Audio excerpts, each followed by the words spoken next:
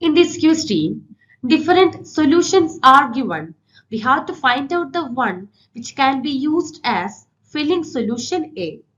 Filling solution is a chemical reagent and that is used to test for the presence of reducing sugar or aldehydes. It consists of two separate solutions. They are filling solution A and filling solution B. Filling solution A is a blue solution containing copper sulfate. At the same time, filling solution B is a clear solution containing potassium sodium tartrate or Rochelle salt and a strong alkali such as sodium hydroxide. When we mix these solutions together and add the sample, the filling solution undergoes a redox reaction if reducing sugars are present. The blue copper ions are reducing to form a red or brick red precipitate of copper oxide. This indicates a positive result.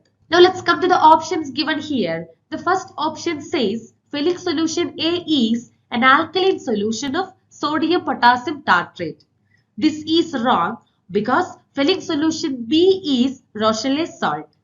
And second option is aqueous sodium citrate. This is again wrong. And the third one says filling solution A is aqueous copper sulfate. This is the correct answer.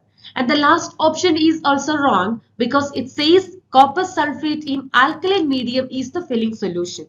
So the correct answer is option C.